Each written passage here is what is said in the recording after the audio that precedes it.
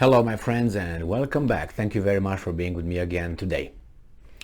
Well, we got Sergei Shoigu making some statements that actually that was obvious, but I think he just reiterates the circumstances we are in right now.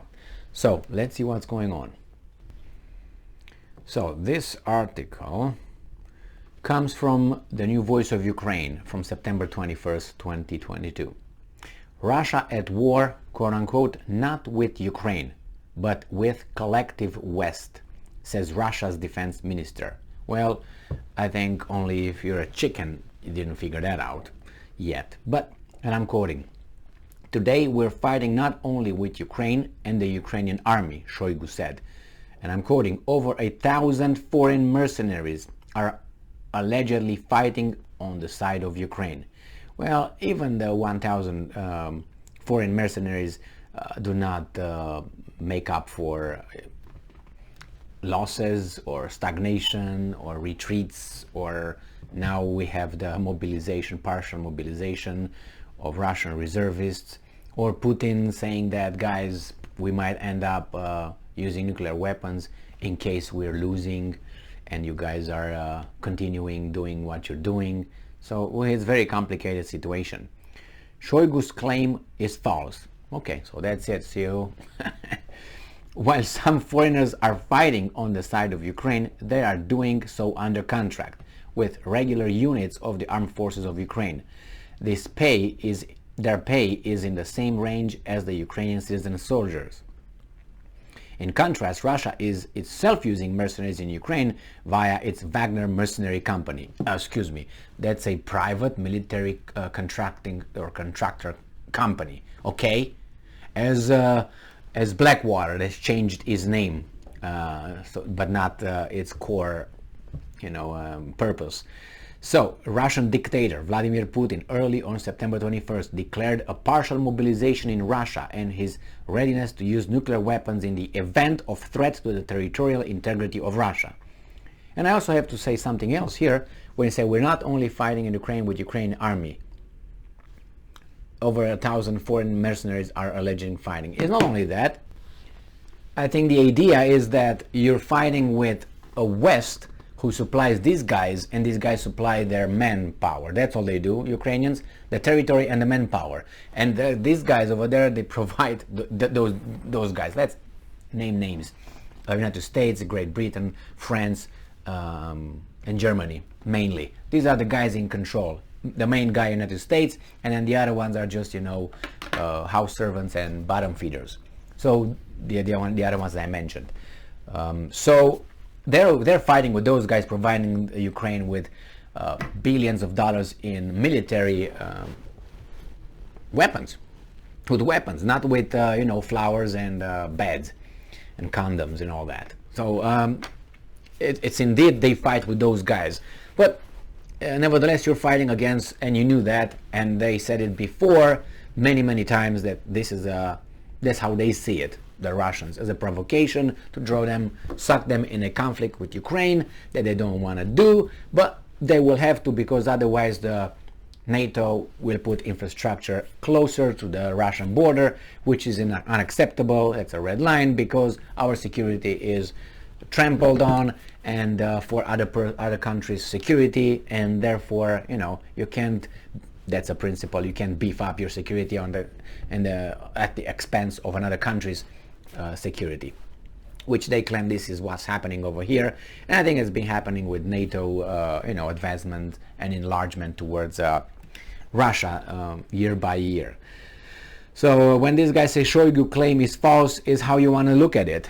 About a few days ago, again, this comes from the Russian source, so it could be false. They said they destroyed a Blackwater control center in Ukraine.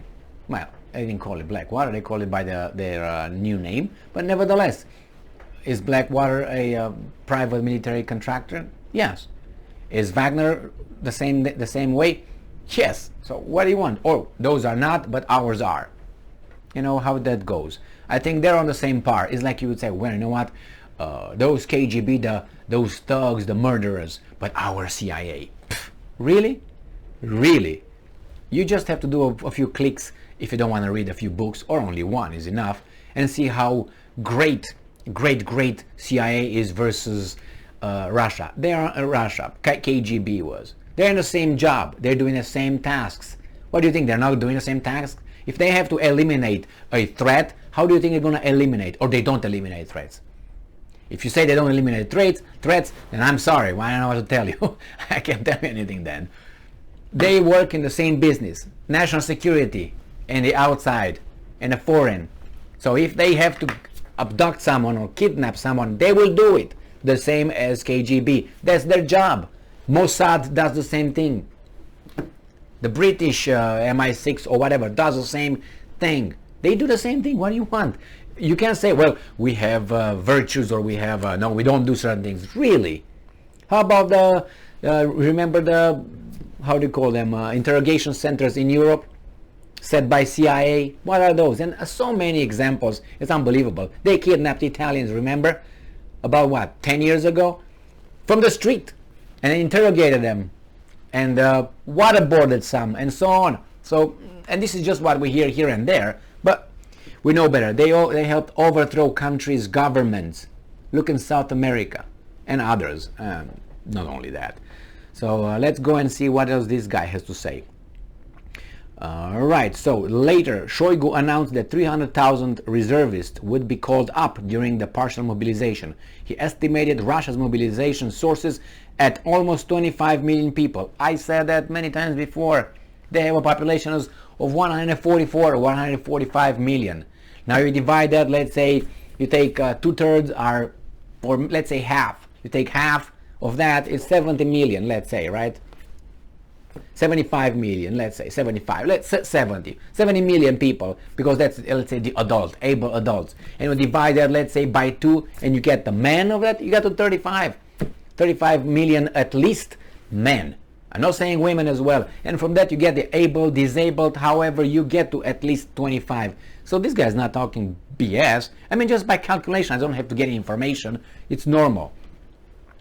So meanwhile, Kremlin proxies in occupied Donbass, stateless, announced on September 20th that they would hold referendums. Yeah, they will hold referendums, and they will do everything they said they will, and it's a fast process. And I think they're going to do this. They will connect the fact that this is Russia proper, you attack our Russia proper, we can, and if we lose 1 inch, we can declare, or if you attack us, we can declare war. And if we declare war, we can go back to 1942, okay? 41, 42, pushing the guys back in Barbarossa, right? And get back to Berlin. So that's what's going to happen. It just try to justify these actions to their population, and who wants to listen to this? I mean, obviously they're not angels, neither are the other ones, but it's portrayed like these are the saints, the other ones are the devils. No. If people think that way, that's their choice. But that means, how in the hell are you going to drive a car when you don't like that this is a one-way road and you want to turn around and go back? What are you going to do about it? You're going to turn around because you're special, or you're going to follow the rules? You're going to follow the rules, if but otherwise you're going to say, oh my God, I pick and choose. No, you can't pick and choose. I mean, it's black and white. Okay, there's no gray in it. I mean, yeah, if to let's say at the age of 16, 17, 18, you're allowed to think that things are black and white. But once you get above that age, over the 18, you can't look at life as black and white. You can't. I mean, you can, but you remain at the same stage of, Thank you very much for being with me again today. Stay strong, stay smart, look for the truth, and be just.